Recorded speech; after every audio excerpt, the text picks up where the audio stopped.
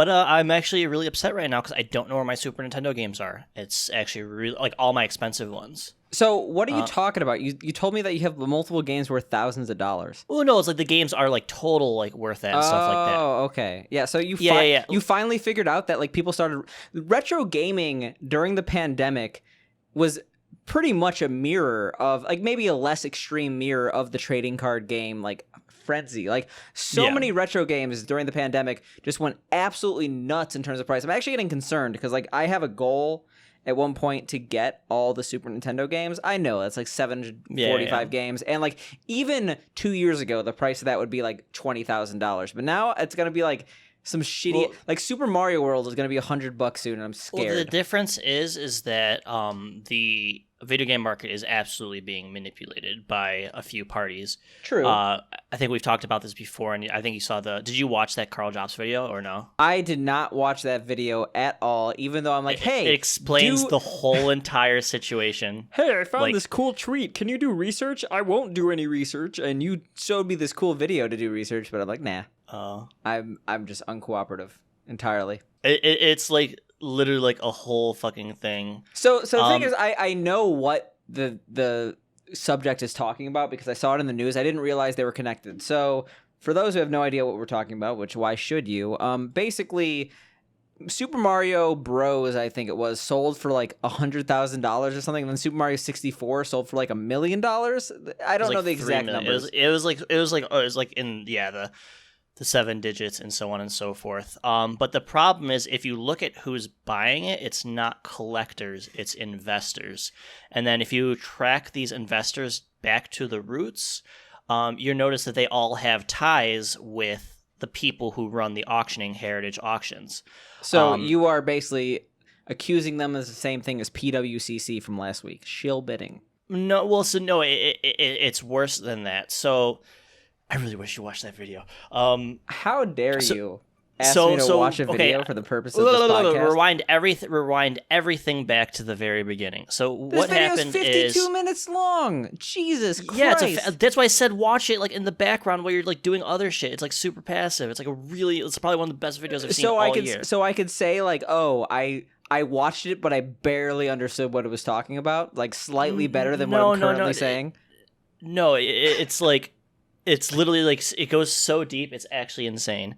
I'm gonna do my best. Deception exposed. I'm just looking at this title. I'm looking at the title. It's a YouTube title. Let me start from the very beginning. So if I'm not mistaken, back in 2017, a company came out of nowhere called Wata Games, and they started grading games. Now the problem with that is that prior to that there was VGA. Which is a company that did video game grading, which, you send in a game, they look at the corners, look at everything, how sealed it is, blah, blah, blah, blah, blah, and give it a grade. And I think they've been around since like 2004 or something like that. So what happened is prior to even Wata even coming out, Heritage Auction, one of the largest auction websites on the internet, started promoting Wata Games, saying things like, this is the premier place to do grading, we're having an exclusive contract, we're going to start doing games on Heritage Auctions. And if you look at some of the the members and high-end executives of Wata Games, you'll find that they have ties to Heritage Auctions. So the issue comes about where since Heritage Auctions already has like this prestige in the auction community for collectibles, whether it's coins, paintings, whatever, that they have full run to promote the shit out of Wata. So every single interview, all these articles, Vice, Rolling Stone, they're all going to Wata because they think they are the premier grading and video game authority on condition for games and stuff like that. Now, the issue arises where if you start looking at some of these auctions for these items that Wata is putting up on Heritage Auctions, for one, they'll say like A+ rating, best possible rating. There's like literal visual holes on them. There's all these problems and stuff like that. And then if you look at the people who are buying it, you can actually go through everything, the FCC filing or something like that, SEC, something like that, and see who's buying this stuff. and it'll be linked to an LLC that is linked to other members of Heritage Auctions. So what they are doing right now is they are manipulating the market to make people think that their games are worth more than they really are. You had mentioned earlier that this parallels what happened with trading cards, and I will argue it's completely different. Because the difference with trading cards is that you know how many of a certain grade is out there. It's called a population report. So you know how many 10s there are, how many 9s there are, how many 8 there are. The problem with Wata games is they don't have any population reports. So they're putting these games up when there could be 30 other ones out there, but they refuse to put out that information. A great example is Spider-Man for the Atari. This game, I think, sold for like $30,000, a 9.8, like perfect grade or whatever. Suddenly, like 2 days later after that sold, it was like 50 or 60 more were posted all on Heritage Auctions, and then I think the last sold is $800. So it's a really scary situation that they're arguably manipulating the market to make these game prices go up. Well, I feel like I just made you do a video essay on the spot. I'm sorry for making you speak for like 7 minutes straight. Dude, this is like 10% of what happened. Okay, well, what's the other 90%? I'm putting you actually on the spot now. Give me the entire history of Wata games and where... It's not just that. I guess I'll just do a little summarize of the more important points. So like I mentioned earlier, it's not collectors buying these items. It's investors. Now, this guy was a dentist. He spent like $1 million on sealed games and stuff like that. And what you can do, you'll start seeing all these Vice articles, all these Rolling Stone articles saying like, this is the pinnacle of collecting. This guy's the biggest collector on the planet. I remember articles that were like, the most expensive video game ever sold on the market on eBay 3 days ago. Like it's, I wouldn't say it's like the pinnacle of collecting, but like they're legitimizing the prices for these games. Well, no, it's not just the game itself. It's this one guy that started buying them, and then they're claiming he's the number one collector. He's like the biggest authority, whatever. And it turns out, like he even says it himself. He's like, I don't know anything about video games. This is like just the biggest boon, the next thing to invest in and spend money on. He has no care about any of these games or anything like that, but suddenly, you know, all these articles, all these interviews, all these videos, all claiming that these people are like the biggest collectors, they know the most about it. And the biggest problem I see is that Wata Games and Heritage Auctions are saying, oh, these games are worth so much more. They're worth so much more. There's so much more, which to me is a huge conflict of interest. You shouldn't be claiming things are worth more than what they're selling for. You know, that's not what you're there for. I mean, yeah, first of all, like I'm not going to... This guy's a piece of shit.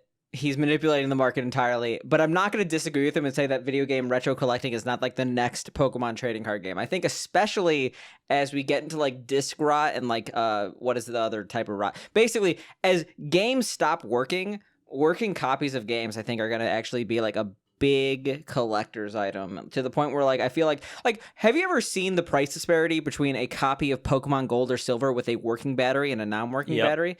Well, you can replace the battery. No, that's the crazy thing is that the cost to replace the battery in a non-working copy is significantly less than a working copy goes for. One, because I feel like a lot of people that are buying these out of nostalgia don't have the skills and also don't have the interest in repairing it. But two, the people who are trying to buy these games that are working, there is a weird idea in that, like, eventually no copies of these games are going to be working. So, like, the idea of getting a working copy, like, even if you buy a working copy now, it's probably going to stop working in the next, like, 10 years or so. But, like, the idea of having a working copy that hasn't been altered is, like, weirdly valued. I feel like because of that dichotomy that you already see in like Pokemon, I hate to bring this back to Pokemon, but I'm just thinking like that's the main example when I think of like battery based games that like you really need a save file for that people actually care about. Any game that has a save file, everyone always talks about Pokemon. Yeah. So I feel like that is actually going to come up in the next couple of years. Plus the fact that like with scarcity, like copies are not getting increased over time. Like eventually, like every single SNES game is going to be worth some amount of dollars. Like even the more rare one, or even the less rare ones. So like I think that like where this is coming from, the valuation of SNES games is it's gonna be an inevitability. This company is obviously doing it the wrong way. They're obviously doing this in a corrupt way. So the problem though is that we're in a huge bubble right now because the people that are buying these sealed and good condition games out right now, it's like 5% collectors and 95% investors. And then they're buying them, they're slabbing them, which is called grading, and no one is buying them. They're just sitting and lowering in price. So there's a huge problem that happened in trading cards like 5-6 years ago where everyone was buying. Investors were buying. People weren't, like collectors weren't buying them. So they sat, and then so it's theorized that this is a huge bubble because what's going to happen is these investors are all going to drop out at once when they realize their stuff isn't selling and everything's going to crash. I think that the prices are artificially inflated, and if you are trying to sell stuff, now is the time to do it because everything's going to crash once we realize these games aren't worth as much as $1 million. Okay, so obviously they're not worth as much as $1 million, but like the funny thing is to me, and I'm gonna sound like a massive idiot, but like it goes against my fundamental principle in game collecting, and that like this doesn't happen, but like hypothetically, even if you have a sealed, what's the main grading industry for Pokemon cards? PSA or BGS. Yeah, PSA, that's what I was thinking of. If you have a sealed PSA 10 Charizard card, you could still be like playing Pokemon TCG and just like bust out your PSA 10 and use that on the battlefield. You couldn't? Why not? You couldn't. Well, because like, so the whole do you know how, like in Hearthstone, imagine if you knew what every single card was face down. Oh, okay. So hypothetically, if you had entire PSA 10 deck, you'd still be able to play with all your PSA 10 cards, right? So the back of them has barcodes, which you'd be able to use to tell which card it is. Okay, no, but like you're busting out a barcode. Well, no, but like you would just have to memorize like the first 4 numbers. Like, all right, the first 4 numbers is 468. I know that's my Charizard. Okay, well, you're ruining my argument here. Anyway, there's still like you can't physically put a cartridge of a game that is like sealed in a plastic case into the SNES and actually play it, or N64, whatever. No.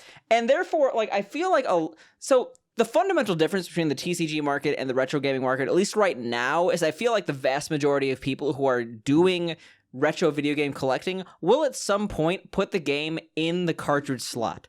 And yes, they might not actually play it, but I know every single time I buy a game over $100, I literally film myself opening the game, like from the actual packaging, put the game in my SNES and make sure it actually, I literally unscrew it, make sure that the actual cartridge, because many people literally use clone carts, and I make sure that it's actually the PCB that you're expecting, and then I put the game in and make sure that it's actually working. And I've actually, when I bought Castlevania Drac X, I got a fake copy. I actually like used that video evidence to like return the game, and I actually got the seller banned on eBay, which is great. But people aren't doing that for TCG. They're doing that because they want to look at the card, and they can do that in the packaging. I don't know anyone who really wants to look at a cartridge. The thing is, like, people buy CIB all the time. There's a significant difference though between CIB and new. I feel like most people in the retro gaming community understand that new means nothing because plastic covering or plastic casing will be placed on something. What you are doing is that you're equating people who collect as a hobby versus casual people who see this stuff and go, wait, this sealed game went for $1 million. Maybe my games are worth a lot of money. I need to buy this. People are literally going on eBay and just posting loose copies of Mario 64 for $500 to $600 when you can literally go and buy copies for $20, and they are selling because these people who don't know anything about grading or buying or anything just see these headlines, which is basically what this company is trying to do to make all these games go up in prices. Well, fuck them. Those people are idiots. I mean, if the thing is, they're idiots that like are. The people who buying them are idiots because they're just speculating. But I feel like there's a fundamental. But that's most of the people buying right now are speculators. But what I'm saying is like of course it's a bubble because the actual retro game market works differently than the trading card market, and like people don't realize that the retro gaming market is mainly people who want to at least put the game in the actual card. I guess these are loose. I would argue right now that's not the case. Well. It's all publicly available information to see like who's buying and selling stuff, and you can see like the vast majority of people. Like there's even like hedge funds that have stake in these companies who buy expensive collectibles as an investment piece. Well, then why is Lightspan Adventures on PlayStation going for $8, huh? It's shut the fuck up. I hate you so much. I really wish you watched this video. God damn. Okay, no, I understand what you're saying. First of all, I think Karl Jobst he's a good videographer, but like I disagree with a lot of his main points. I actually thought his dream video was good. It's not even points. It's all like factual information that goes back to like. I'm telling you, I think that there is a 100% fundamental difference between the retro game collecting and trading card collecting, based on my experience as a retro game collector. Not to say that these games aren't going to go up in price, but I think that the fundamental value is placed on the fact that this is a game. I think that once we have non-working copies of all these games, there's going to be a massive just like drop in price because people actually care about a working cartridge. There's a difference between a Pokemon card and a retro video game, and that eventually the PCB is going to rot inside the retro video game. And once you can't play the retro video game, it's going to be worthless. Sure, there are going to be copies that will persist through time because they're going to be placed in like completely humidified less rooms. Well, it's the same thing with Pokemon cards, though. Those things don't last forever. I would argue that a Pokemon card in ideal condition would last longer than bit rot will be able to. Maybe not. But I also think that like the effects of bit rot are much more apparent on a video game than the effects of literal humidity rot on a card. You could play a card that is like 75%. I don't know the actual rules, but I feel like as soon as a card is like literally not visible in name and picture, then you stop using it. Similar to how money. No. It's significantly before that because the card needs to be completely flat, and as soon as any hydration, bumps, or anything, any sort of whitening, anything, it's completely removed from being able to be used in any sort of playable fashion. That's stupid, honestly. Well, but then you can tell what card it is. Like, this card's slightly warped on the corner. I know that's my good card. All right, when I shuffle everything. Okay, that makes sense. But I don't know. It's still like a Pokemon card. I'm saying like there's a fundamental difference in that like the wrong bit gets warped, your game is completely destroyed. Like versus sure, at the corner is bent on this one card, therefore it's not able to be used in competitive play. I feel like there's a fundamental difference as a collector versus a non-working game. You literally just have the shell versus a minor visual impairment that like removes it from competitive play. The problem right now is the vast majority of games going out of circulation, they're going to places where they're not being played. Like how many times do you play your games? You don't really play them. You use your EverDrive. The whole point I'm saying though is that there's a significant difference between buying a game that is unplayable and buying a game that is playable. Being playable is part of the value. It straight up doesn't matter that like the game is something that you're not going to play. If you are trying to buy a copy of like hypothetically a copy of what is it? Arrow. Then why would Pilots. These games sell for $1 million if they're unplayable? They're not. That's the thing, but they will be eventually. Hypothetically, that $1 million copy of Super Mario 64 in the same condition over the course of time just somehow succumbs to bit rot. And even though this is a new copy based on the conditions that it was put in, like even though the box works well, it's dirty enough that when you put it in, it doesn't load up Super Mario 64. What's the value of that game? Well, it will like the I could almost bet my life that game will never be played ever. It's going to be encapsulated for the rest of its entire existence. I understood that, but hypothetically, if you knew that game didn't work, what's the value of it? Exactly the same, because all that matters is how it looks with the box completely sealed factory. If they were able to x-ray the game and like physically say, hey, this game is no longer a working game. Well, that's like asking like, what if I could, this is a giant dicks difference. On my face and this is a fundamental difference between go into Walmart. You literally have a graded card with a penis on it. That is not allowed. I don't. I wish I did. No, you wish you did. But there are graded cards with penises on them that would not be allowed in competitive play. You could. Yeah, you couldn't play it like that anyways. Yeah, like hypothetically, even if it's not warped or anything, like as soon as you put the dick card out on the table, you get like banned from the tournament for like sexually harassing your opponent. Yeah, you just plop your penis on the table and say, this is my Pikachu. You might not be allowed inside that Toys R Us anymore. Do you ever go to like Yu-Gi-Oh tournaments at Toys R Us? No, I would like kill myself if I ever had to do that. I was like 7. I was fucking cheating. It was dope. Legitimately. Yeah, that's a problem that happens is like all those events are set up by people who don't know anything about card games. So it's like everyone just gets all their shit stolen by like older people or other kids. Well, I told you my method of cheating in Yu-Gi-Oh, right? What was that? I didn't know how to shuffle cards, so I would cut the deck, but I would only cut it from the middle to the top, and then I would just take the 6 cards at the bottom and put them on top, like I'm cutting the deck. But like the thing is, like in retrospect, if I wasn't like a 9-year-old playing another 9-year-old, I totally would have been caught because I'm like at the bottom, like 1, 2, 3, 4, 5, 6. on the top. Dude, like the 9-year-olds playing in tournaments nowadays would like call you. They'd be like, "Judge, this person is doing this." Well, me as a 9-year-old found a 6-card Exodia. I know that Exodia is 5 cards. 6 cards is kind of whatever. But I would fucking win every single match with the same cards. You're a piece of shit. I'm a piece of shit as a 9-year-old, yes, but I would win every match with the same combo, and no one would stop me. Like, at what point is that like the tournament's fault or my opponent's fault? Like, hey, it's your fault. Of course it's my fault. Of course, it's the cheater's fault. You know you're cheating. I was. First of all, I do not cheat at card games now. I play Hearthstone. I don't even play Hearthstone as a card game anymore. I play Battlegrounds. I don't know if I can even trust playing games with you anymore. Okay, I cheat. I'm not gonna. I was a cheater. Okay, no, you know the thing is, I cheated at Yu-Gi-Oh. I bought gold in MapleStory. Am I a piece of shit? I'm probably a piece of shit. Just retrospective on my video game life, but. At what point, like, when you see a person winning with the same combo in, like, 2 turns, every single match for, like, matches on end? Like, instantly, it's because you're, like, I guess it's different now because, like, back then it was just, like, the Wild West, and, like, 30-year-olds played with 5-year-olds, played with 9-year-olds, played with 20-year-olds, and now it's all sectioned by, like, age, so it's, like, all, like, the little kids are playing with that, and then there's, like, judges overseeing it to make sure everything's correct. Maybe there was... Revenge was had because I know I got ripped off. Like, there was this, like, 35-year-old man who, like, was at every single match. He had a binder of cards, like Lava Golem. That's like $55. Or no, he'd be like, "Oh, how much money did you come with?" I'm like, "My dad gave me $40 to buy booster packs." And I'm like, "Oh, this card's worth $40." And like, he definitely made the prices up on the spot based on how much money you had. So I definitely got ripped off.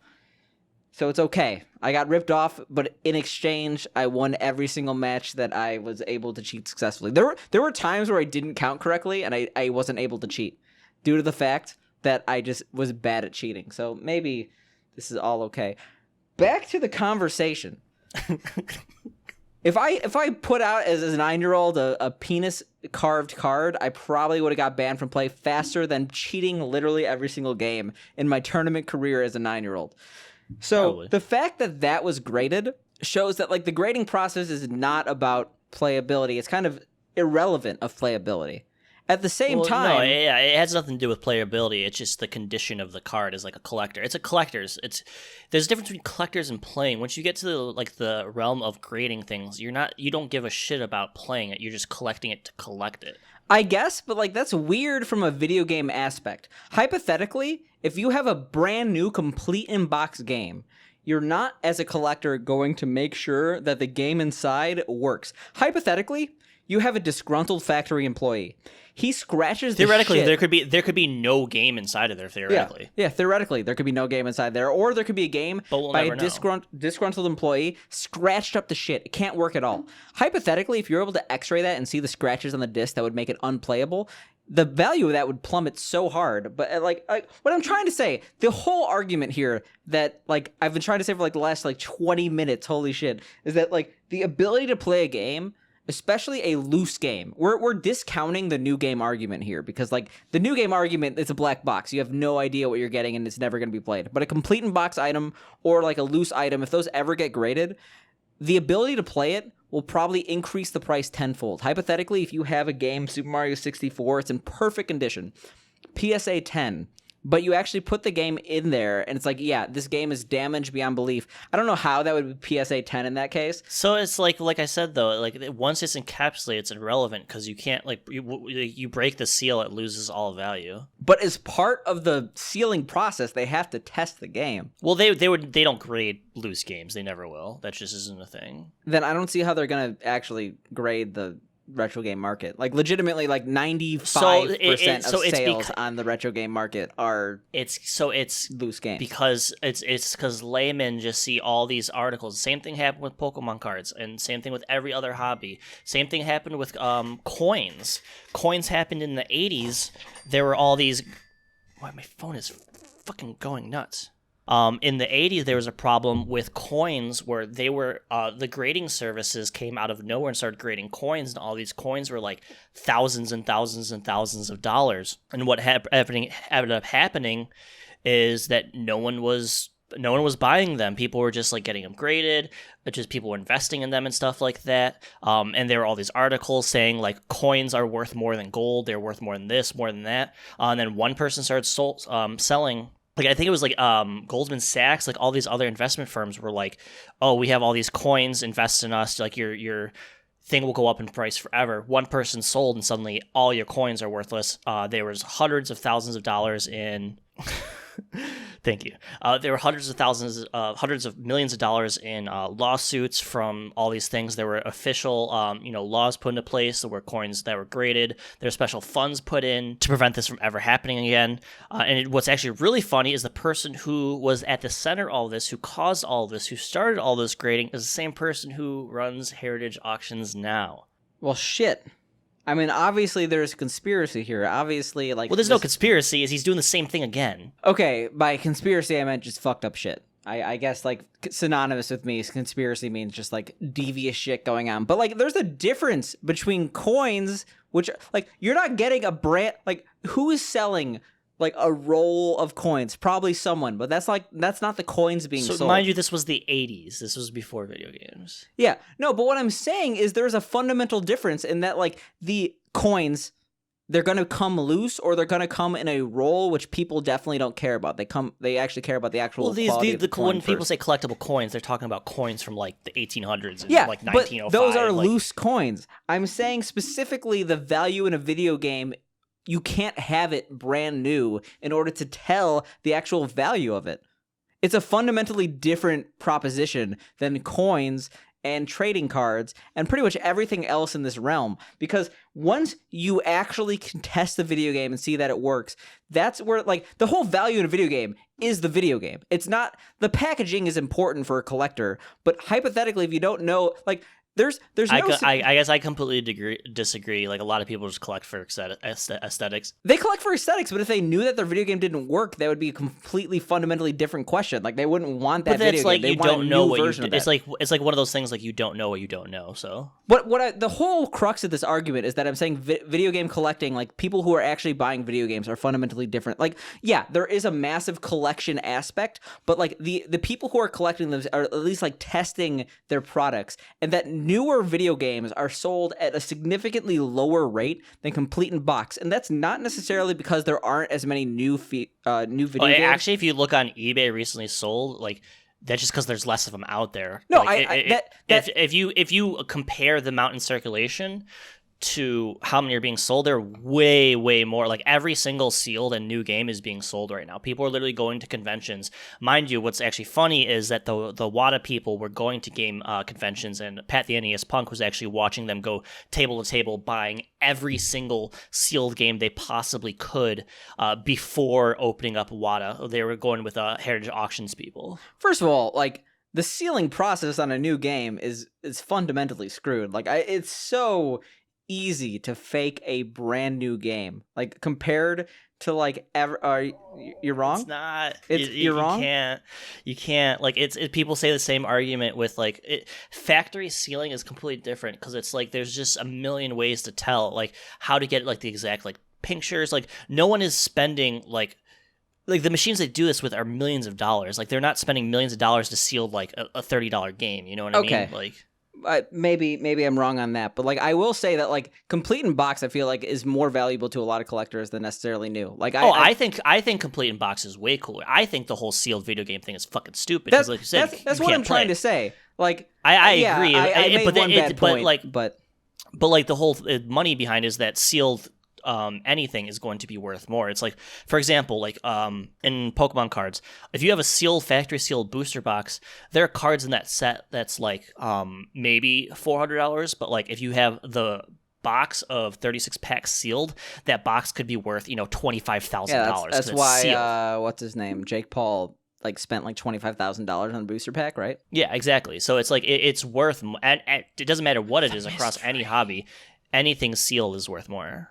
The weird thing about Pokemon and why it doesn't really translate to this argument is due to the fact that, like, a booster pack is anything. It's a mystery. Like, you don't have individually sealed cards sold by the Pokemon Company. Like, the best thing I could think of is, like, a movie-based cards, but even then, I don't think they were in plastic packaging. I think they just came with the ticket. I could be wrong about that. I don't They really were, like, remember. in individual plastic wraps, which actually those are actually, like, all promos come in, like, individually plastic wrap, which actually, they are worth a little bit more. But, no, I can see what you're saying about that. Like, to us, obviously, the intrinsic value is with being able to play the game. I prefer complete in box versus sealed, but like all these articles, all these graded things, like all these things that are making these laymen's and casual people who aren't in the know buy and hype up all these games is due to this sealed new hype right now. So I mean, we've talked about this so extensively. I'm just gonna, like, my final point is that I feel like the people who are buying retro video games are of a mindset that it is playable and therefore care more about complete in box than new.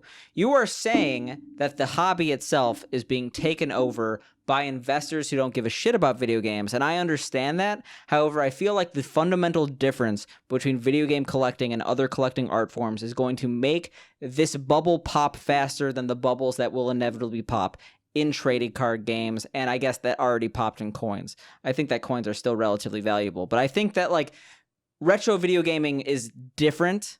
It has similar aspects, and it has similar actors trying to usurp the normal collector in terms of, like, price manipulation, Oh, etc. I'm not saying that. My whole argument isn't that they're going to keep going up. My whole argument is that the bubble's going to pop and everyone's going to lose all their money invested in these games. Well, those people suck, and if you are trying to get out, if you're trying to sell your collection, find it and sell it fast. I don't give a shit. I want to play my games. The person who made SNES Chalmers is like, oh, you gonna put this on, like, a podium, or are you gonna play it? I'm like, hell yeah, I'm gonna play it. The whole point of this is that I have a cool ass SNES, and, like, obviously over time things degrade and my SNES doesn't work as well as I wished. If someone was like, I'll give you $20,000 for your SNES, would you do it? No, For 20 grand? I'd probably do it for 100,000.